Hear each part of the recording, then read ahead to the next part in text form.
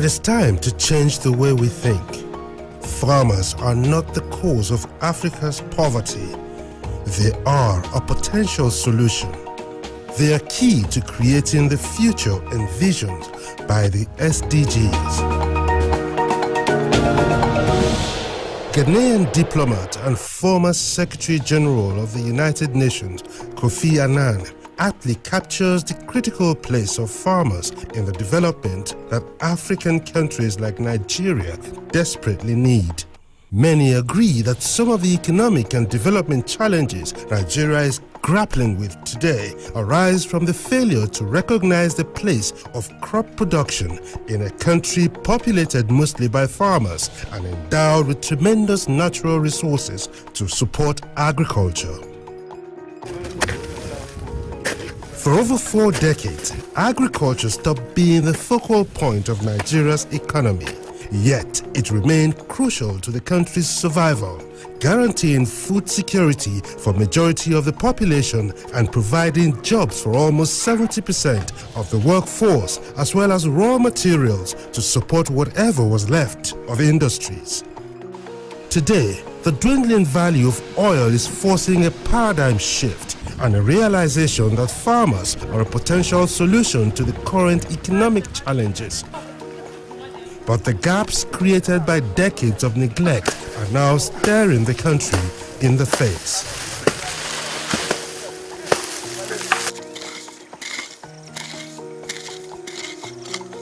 In many cases, Nigeria's agricultural practices and systems remain crude and laborious, despite the ease and increased productivity engendered by modern technology.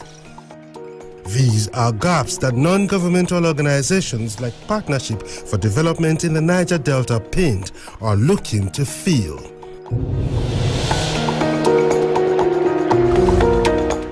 On Farmers Market this week, we return to some communities in Imo State where PIN has been teaching some rural women farmers to change their old ways.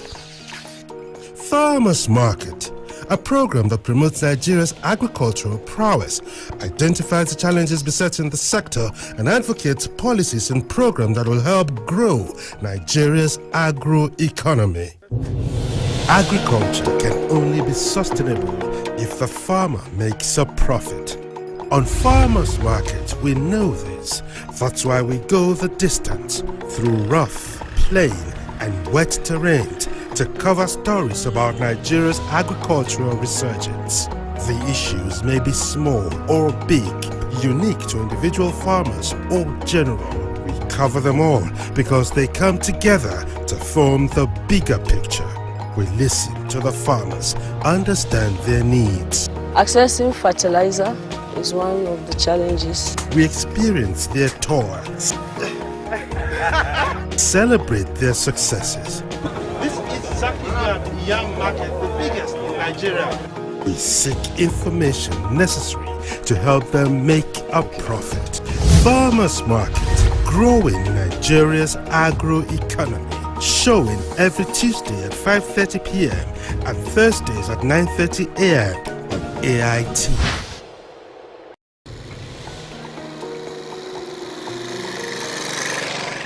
This is Umukabia, Ogodo, in Ngokbala local government area of Imo State, a village just outside the state capital, Owerri. It is a rural farming community that mainly grows cassava and produces oil palm.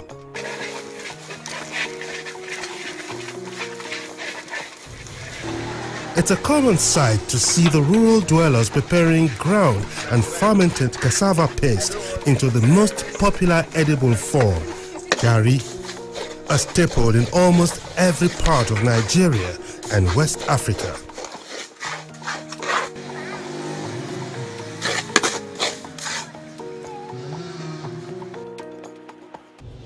Cassava has become the staple of more than 200 million people across the continent because the tuber is drought tolerant. It grows well in soils with modest nutrient composition and low rainfall, and its wide harvesting window allows it to act as a farming reserve. Cassava tubers are rich in carbohydrate, Its leaves are even richer. Experts say they contain about the same amount of protein as eggs. Its stems valuable for starch extraction and other uses. The feed industry, they're also using cassava as raw material for the production of feeds for animals. And we are going lightly into production of ethanol from cassava, and some of this ethanol, they are being exported out of the country for other purposes in other areas. We have the chips that are there also, and the food market, they are going for gari, they are going for cassava flour. The bread industry are using it to go also in the bakery, and it becomes one of the household crop that every family in Nigeria will want to work on. So cassava is a major crop.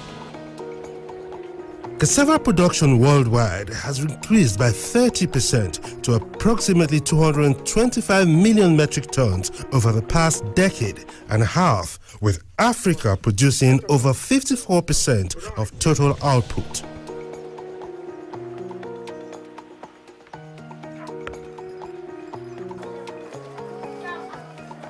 In Nigeria, it is one of the most important staples.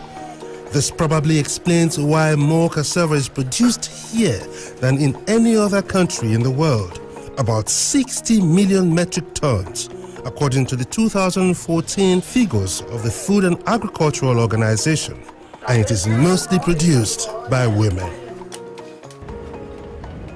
Nigeria's cassava output could have been a lot more impressive, but production is hampered by the low average yield of 7.7 metric tons per hectare, compared to the 29 and 23.4 metric tons average yield produced in India and Indonesia.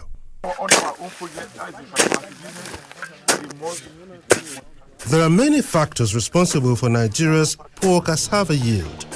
Poor farming practices, low quality cassava varieties, and poor access to markets are some of them.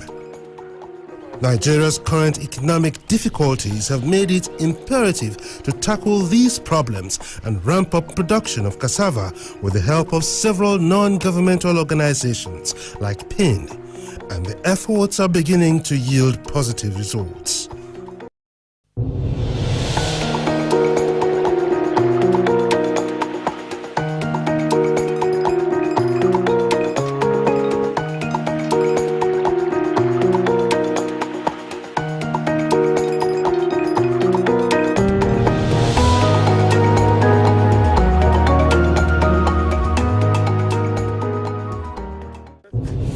Agriculture can only be sustainable if the farmer makes a profit. On farmers' market, we know this. That's why we go the distance through rough, plain, and wet terrain to cover stories about Nigeria's agricultural resurgence. The issues may be small or big, unique to individual farmers or general. We cover them all because they come together to form the bigger picture. We listen to the farmers, understand their needs. Accessing fertilizer is one of the challenges. We experience their toils, celebrate their successes. This is Zakia's young market, the biggest in Nigeria. We seek information necessary to help them make a profit. Farmers Market, growing Nigeria's agro-economy. Showing every Tuesday at 5:30 p.m. and Thursdays at 9:30 a.m. on AIT. It's early morning in Umukabia, and the women of the community are heading to the farms. They agree to allow our crew accompany them, but first they insist on giving us a traditional welcome with kola nut grown right in front of their houses.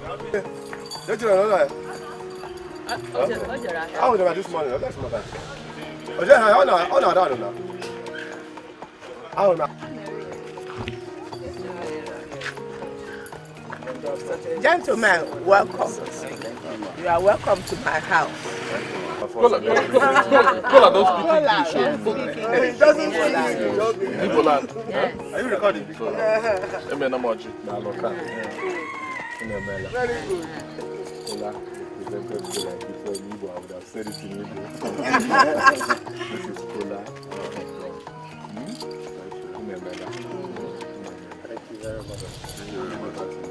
Thank you very much. Thank you. Hello, that G who brings cola. That done, we set out. The journey is over half a kilometer, but we cannot drive because there are no motorable roads leading to the farms. We go through this path behind their houses. On the way, we come across farms, mainly cassava farms, demonstrating the importance of the tuber to the community. The farms are mostly owned by women, and some of them are already hard at work. Onyechi Amadi is one of them. She is preparing her land for cassava production. One of the factors responsible for the low yield in Nigeria's cassava production is zero tillage. Local farmers learned from generations before them that cassava can grow well even on hard land, and that is a tradition that many on this farm path have carried on. But Onyechi knows better. She has received good cassava farming practices training from Pain. Are you planting it the old way? No, ridges. Are you able to manage the baby on your back? I only back him because I don't want to sleep. My baby is very sick. Yeah. Though I came here with somebody that is helping me. So I also want to help the person, show him the place if it clear more. We continue our journey to this farm owned by Veronica Njoku, one of the women leaders in Umukabia.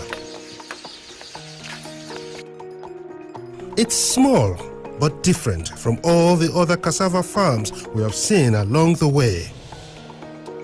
Unlike the others, there are ridges, and there is a measured consistency in the way the cassava plants are growing. Veronica is confident that this farm will produce a lot more cassava than those around her because of the knowledge and improved practices she has acquired. As an officer, executive member of the society, I have to showcase what I have learned from what I'm being taught. So tell us what you have learned. Yes. So, one, how to make ridges. Before, we just plant ordinarily. There is no stump here. That is why I can be able to make these ridges. But in the bush here, we don't make ridges because there's plenty of stumps. That is why we are looking for tractors that can help us do these things. So now I've planted improved variety. When paint came, 2016, they brought Umudike, Umuahia, agriculture people and gave us improved varieties. So we now planted it last year and saw that it was wonderful. Then I decided to do it on my own. After applying fertilizer, in one ridge I can get a bag of cassava. A bag, one full bag. Two cassava farms growing side by side.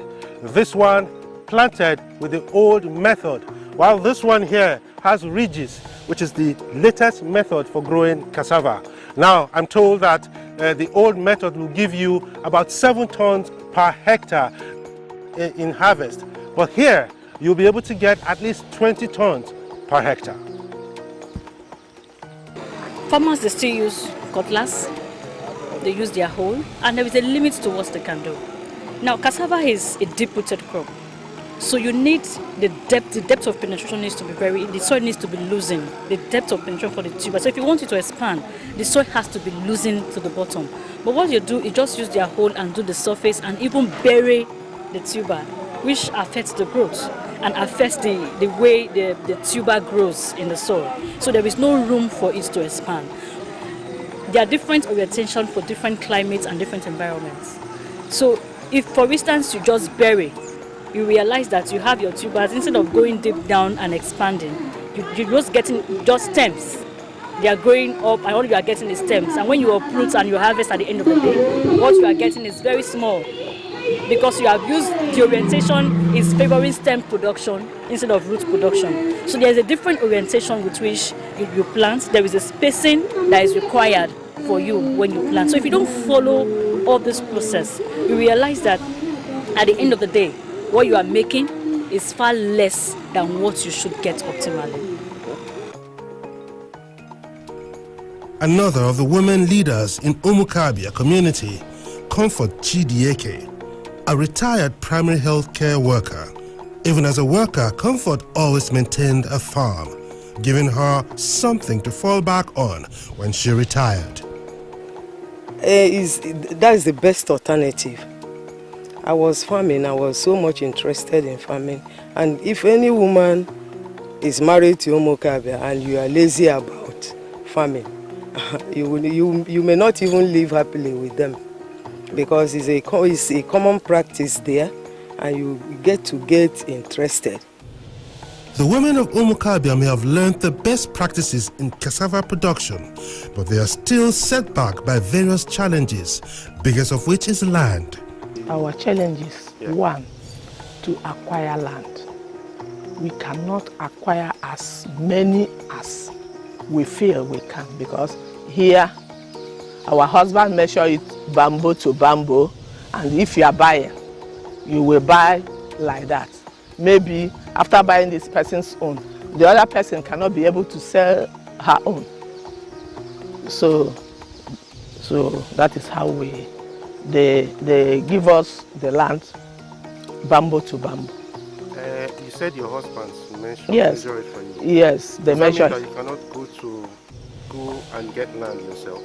Unless outside, but here, if we want to farm, it's the duty of our husbands to measure it for us so that you can see your own and enter into your own. Our land is left fallow for 4 to 5 years. There's a lot of storm when that becomes a particular farming area in any year. A lot of storms, and it requires the use of tractor to get the land prepared. We don't have money to hire tractors here. In fact, it's a very big challenge. It limits our zeal and productivity. The women also represent one of the biggest challenges of agriculture, that of aging farmers and the inability to attract the youth to the farms, especially in rural areas like this one. It's a very big challenge. It's difficult to get somebody who would dig the ridges and the mouths for us. And one plot of land, if you are lucky to get somebody, the person will be charging about 10 to 12,000 to dig ridges for you. I'm wondering, madam, as women, why is it difficult to get your children into what you do? We know that most of us have their children in schools, but those ones who are at home may not yield to farming.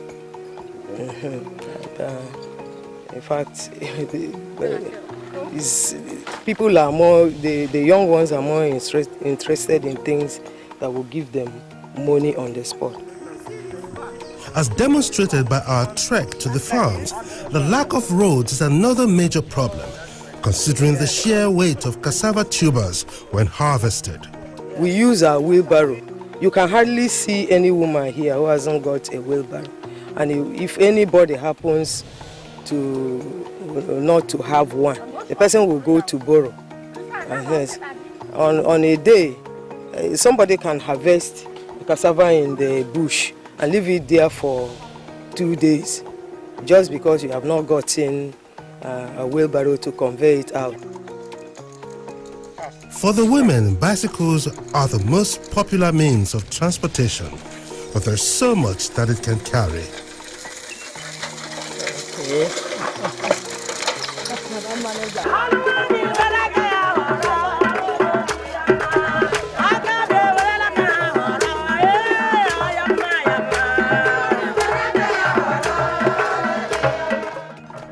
All work and no play. Not good for anyone, especially the hard-working women of Umukabia.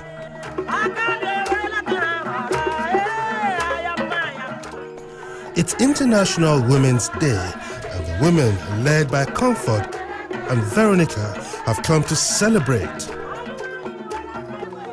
They have gathered at this community forum organized by PIND to share experiences and give feedback on the progress made with their improved cassava farming methods.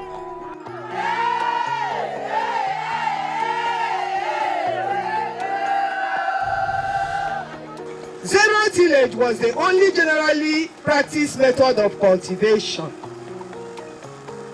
Improved variety of cassava stem was unknown to us. There was little or no application of fertilizer for greater yield.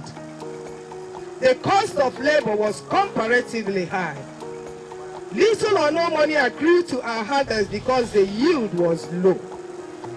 But today, we are motivated to farm with greater zeal and interest because we are sure of the outcome of harvest. We expose them to different stakeholders in the value chain, in the sector, who are involved in changing their knowledge, attitude and practices. So these farmers are able to go through different training process to understand the current and modern ways of cultivation. Beyond that, we realize that farmers also plant very old varieties that are giving them low results. You can imagine in Nigeria, averagely, our yield in cassava is between 8 to 12 tons per hectare.